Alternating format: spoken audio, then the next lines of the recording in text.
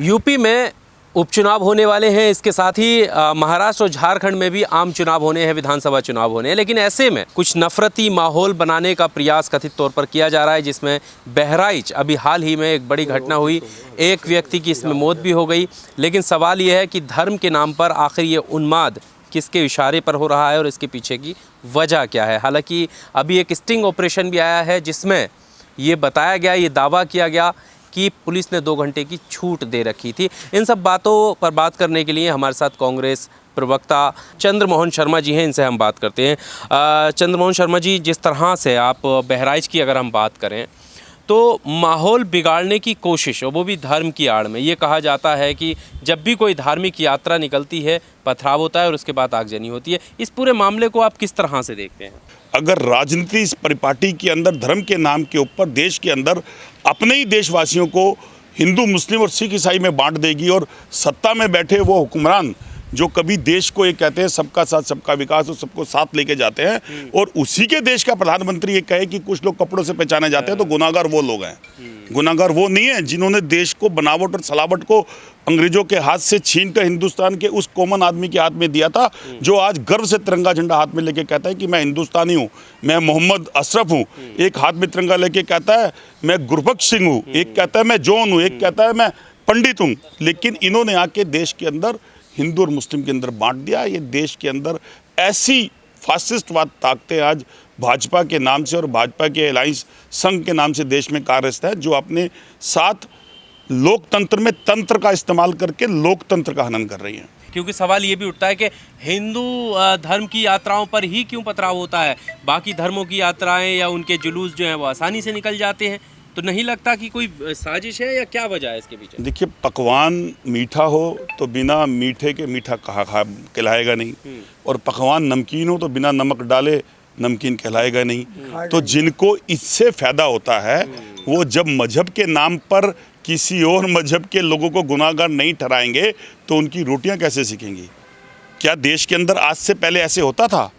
कब एक चुनाव आता है और कब किसी देश के अंदर इस देश का मुसलमान गुनाहगार ठहरा दिया जाता है, और उस पर प्रेशर उठाने के लिए एक हिंदू आगे खड़ा हो जाता है। फिर उसी प्रेशर को उठाने के लिए एक पार्टी का नेता, जो सत्तारूढ़ पार्टी है, वो चल पड़ता है देश के अंदर राह दिखाने के लिए। अरे राह दिखानी थी तो देश के नेता राहुल गांधी ने अमन और चैन की और प्यार की राह बसाई थी। आप आते, निमंत्रण दिया था नरेंद्र मोदी जी को, निमंत्रण भारतीय जनता पार्टी को दिया था, आते, क्योंकि देश की थी वो किसी पार्टी की नहीं थी।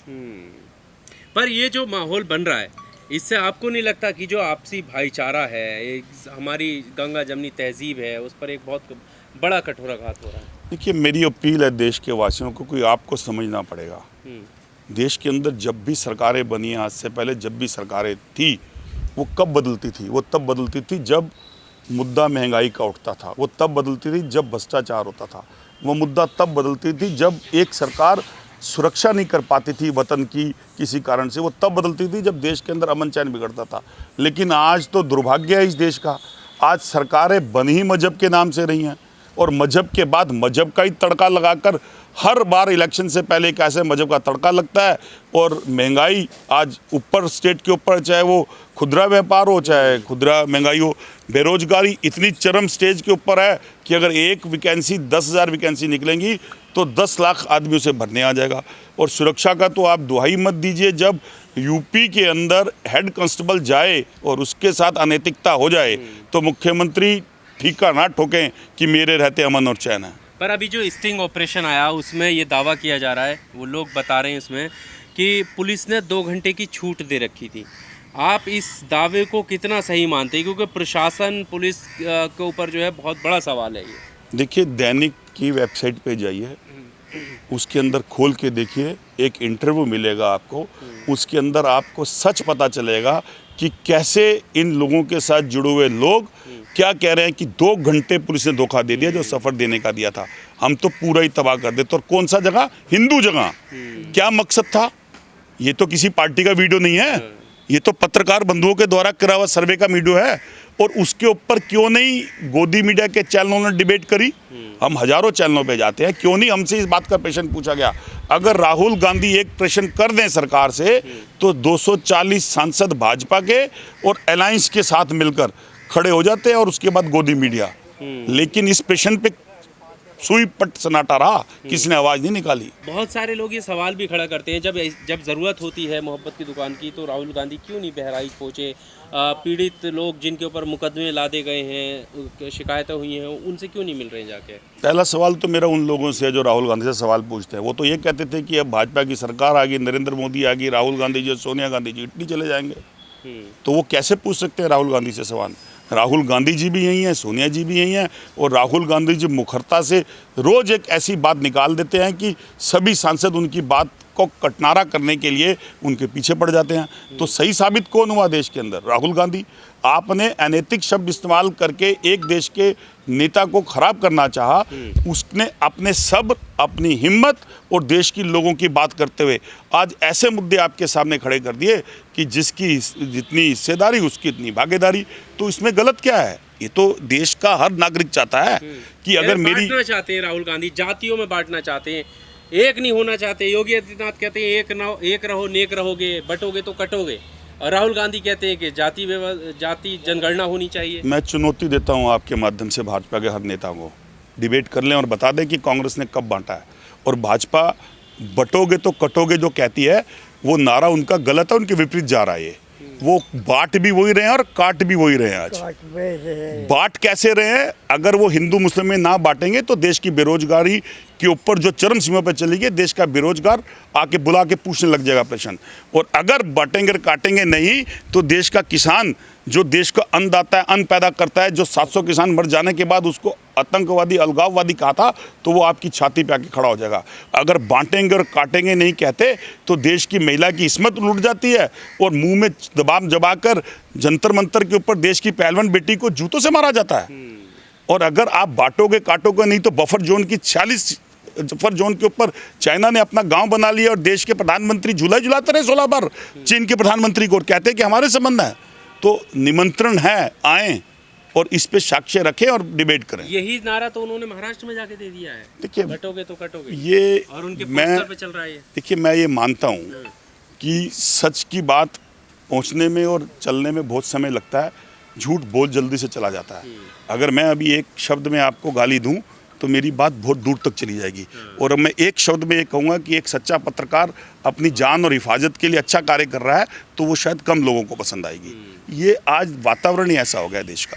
आज की राजनीति में बुलडोज़र से न्याय देना एक रिवायत सी बन गई है। अभी इस मामले में भी नोटिस चिपकाए गए 23 घरों पर। उसके बाद सुप्रीम कोर्ट की एक बड़ी वक्तव्य आया। उन्होंने कहा कि अगर तुम्हें जोखिम उठाना तो उठा लो, वरना इसके खिलाफ नहीं जाना है। योगी सरकार को एक तरीके से फटकार लगाई है। आप किस तरह से देखते हैं जब बुलडोज़र की कार्रवाई की बात की जाती है? देखिए, एक समान अगर आप देख के न्याय करते हैं तो पहला तो बुलडोज़र वहाँ चलाइए जो बीएसयू के जवानों ने अंदर एक लड़की के साथ बलात्कार किया था। एक समान करते हैं तो दूसरा बुलडोज़र वहाँ चलाइए ब्रिजमोहन के यहाँ पर। तीसरा अगर आप करते हैं तो टैनी के घर पे चलाइए।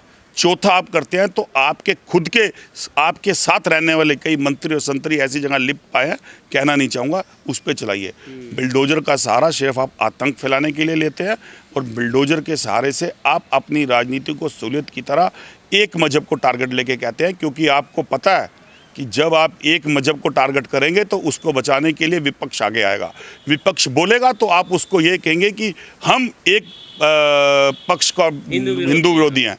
हम हिंदू विरोधी नहीं, हम अपने वतन से प्रेम करने वाले हैं और देश के हर नागरिक से प्यार करने वाले हैं। यही कांग्रेस का कल्चर है, यही महात्मा गांधी की ने हमें दिया था, यही नेहरू जी ने हमें दिया था। आप भी एक हिंदू हैं और जब ये कहा जाता है कि हिंदू जाग रहा है, हिंदू सोया हुआ था, भाजपा आने के बाद जाग रहा है, तो आपको इस ये जो स्लोगन है इसमें कितना विश्वास लगता है कि बाकी हिंदू जाग रहा है या कोई वजह है इसके पीछे? क्या देखिए, ये एक मैं बात को आप जो कह रहे हैं कि हिंदू जाग रहा है, मैं किसी के ऊपर हस्तक्षेप तो नहीं करूंगा, लेकिन जाग गया होता तो शायद आज भाजपा सत्ता में ना होती। क्यों? कारण यह है कि जब आपके पास रोजी रोटी, मकान, व्यापार, सुरक्षा और देश के इंफ्रास्ट्रक्चर्स की प्रॉब्लम समझ आने लग जाएगी तो मजहब दूर चला जाएगा। किसी भी कौम का मजहब वो उसके घर, मंदिर, गिरजा और गुरुद्वारे में है, वो राजनीति के गलियारों में नहीं है। जो व्यक्ति राजनीति के गलियारों में घूमता है वो मजहब का सहारा लेता है। जो मजहब के लोग होते हैं वो कभी राजनीति के गलियारों में नहीं घूमते हैं। पर वो कह रहे हैं आप रोटी, कपड़ा, मकान की चिंता कर रहे हैं, उनको बताया जा रहा है कि धर्म खतरे में है, कैसे हम खत्म हो जाएंगे 2047 तक ये मुसलमान प्रधानमंत्री होगा इस देश का? देखिए, ये अनैतिक और अनगलत बातें हैं। ये इसीलिए ऐसे बातें हैं कि इस बच्चे को कहा जाता है ना, सो जा माओ बिल्ली आ जाएगी। आज तक आई? सो जब बच्चे को कहते हैं बब्बा खा जाएगा, आज तक कोई बाबा आया? लेकिन बच्चा सो जरूर जाता है। तो भाजपा ने ऐसे ठर्रों का इस्तेमाल कर लिया है और देश के लोगों ने एक हिंदुत्व की ठाक के ऊपर उन सबको मानना शुरू कर दिया है, जबकि मजहब, धर्म और सिस्टम वो आपके संस्कार और आपके वर्णों में होता है। मैं ब्राह्मण हूँ, उत्तम गोत्र में जन्मा हूँ, तो इसका मतलब ये नहीं है कि मैं अपने दूसरे गोत्र के लोगों का अपमान करूँ या मैं अपने धर्म की बात करूँ।